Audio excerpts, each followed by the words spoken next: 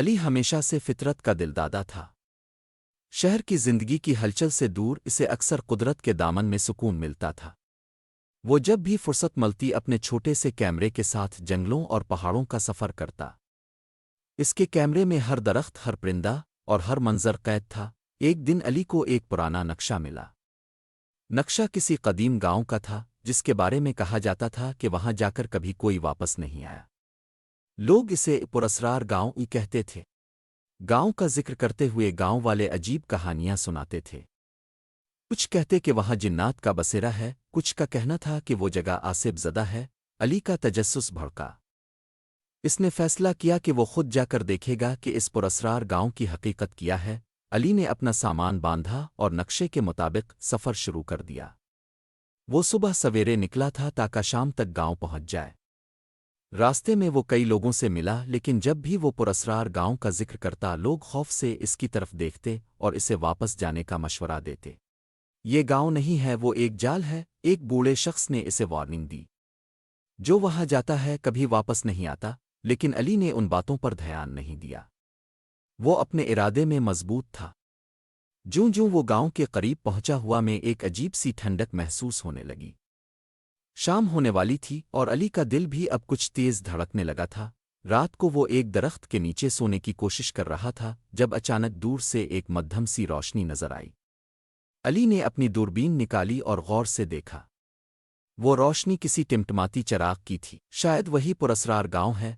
علی نے سوچا۔ اگلی صبح وہ روشنی کی سمت چل پڑا۔ جب وہ قریب پہنچا تو اس نے ایک عجیب منظر دیکھا۔ گاؤں میں گھروں کی قطار تھی، لیکن وہاں کوئی انسان نظر نہیں آ رہا تھا۔ سب کچھ سنسان اور خاموش تھا۔ لیکن سب سے عجیب بات یہ تھی کہ گھروں کے دروازے خود بخود کھل رہے تھے، جیسے کوئی اندر سے باہر نکل رہا ہو۔ علی نے ہمت کی اور گاؤں میں قدم رکھا۔ جیسے ہی اس نے گاؤں کی زمین پر پہلا قدم رکھا، ایک عجیب سی سرگوشی سنائی دی۔ ایسا لگتا تھا کہ کوئی دور سے پکار رہا ہو، واپس جاؤ، یہاں تمہاری جگہ نہیں۔ علی نے ان آوازوں کو نظر انداز کیا اور گاؤں کے اندر چلنے لگا۔ لیکن کچھ دیر بعد اس نے محسوس کیا کہ کوئی اس کا پیچھا کر رہا ہے۔ جب وہ مڑا تو ایک سایہدار شخصیت کھڑی تھی۔ اس کی آنکھیں جلتی ہوئی دکھائی دیتی تھیں اور اس کا چہرہ دھندلا تھا۔ تمہیں یہاں نہیں ہونا چاہیے تھا، اس شخصیت نے دھیمی اور سرد آواز میں کہا۔ علی کا دل خوف سے دھڑکنے لگا، لیکن اس نے اپنے آپ کو سنبھالا اور کہا، میں صرف اس گاؤں کی حقیقت جاننا چاہتا ہوں۔ وہ سایہ ہنسا۔ تم اس حقیقت کا سامنا کرنے کے لیے تیار نہیں ہو۔ علی نے سایہدار شخصیت کو نظر انداز کرتے ہوئے اپنے سفر کو جاری رکھنے کا فیصلہ کیا۔ وہ گاؤں کے اندرونی حصے کی طرف بڑھا، جہاں اسے ایک قدیم مسجد کی عمارت نظر آئی۔ مسجد کا مینار زمین پر گرا ہوا تھا اور اس کے ارد گرد عجیب و غریب نشانات بنے ہوئے تھے، جیسے کوئی قدیم تحریر ہو جس کا مطلب سمجھنا مشکل تھا۔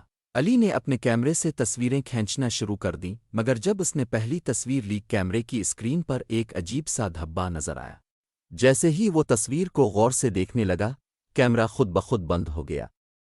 یہ پہلا اشارہ تھا کہ کچھ بہت ہی غیر معمولی ہو رہا ہے۔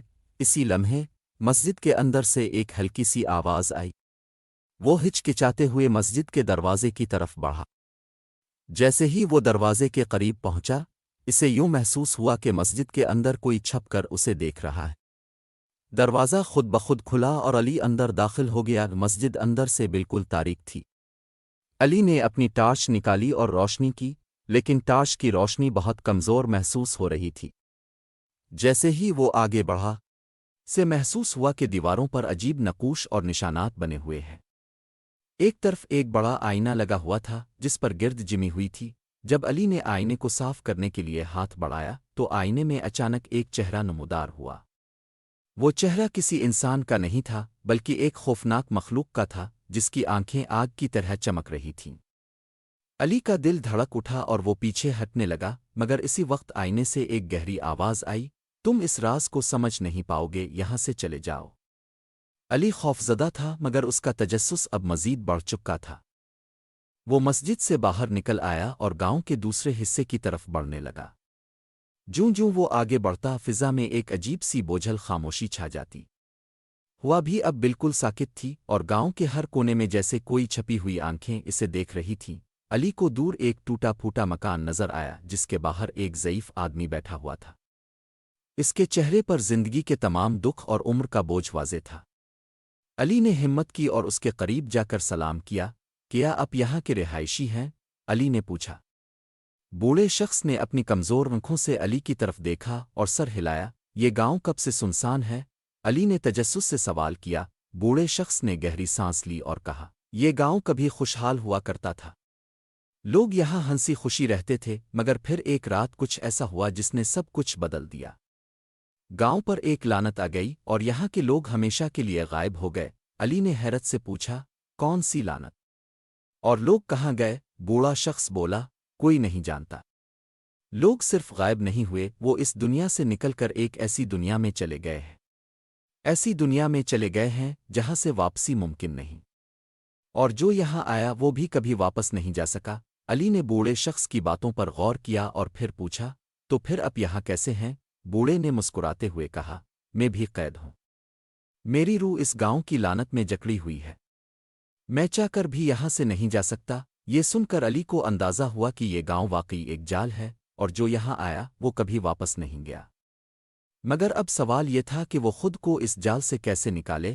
کیا اس لعنت کو ختم کرنے کا کوئی طریقہ ہے؟ علی نے آخرکار پوچھا۔ بوڑھے شخص نے ایک لمحے کے لیے سوچا اور پھر کہا، ایک طریقہ ہے، مگر وہ بہت خطرناک ہے۔ تمہیں اس گاؤں کے دل میں جا کر اس راز کو کھولنا ہوگا جو صدیوں سے دفن ہے۔ اگر تم نے وہ راز پا لیا تو تم آزاد ہو جاؤ گے۔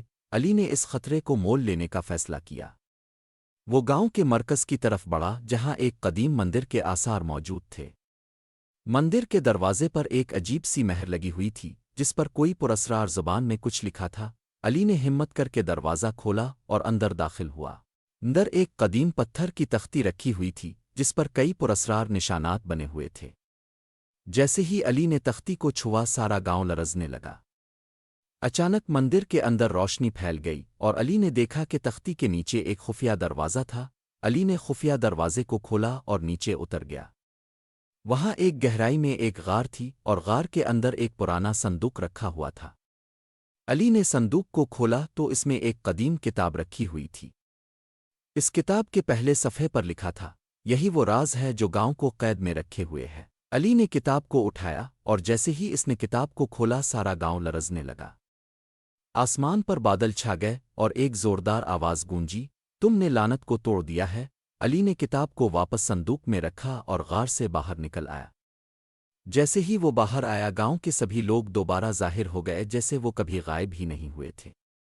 گاؤں کی زندگی دوبارہ شروع ہو گئی اور بوڑھا شخص علی کے پاس آیا اور کہا، تم نے ہمیں آزاد کر دیا، اب تم بھی جا سکتے ہو۔ علی نے گہری سانس لی اور واپس اپنے سفر کا آغاز کیا، لیکن اس بار وہ ایک عجیب سا سکون اور فخر محسوس کر رہا تھا کہ اس نے ایک پراسرار گاؤں کو اس کی لعنت سے آزاد کر دیا۔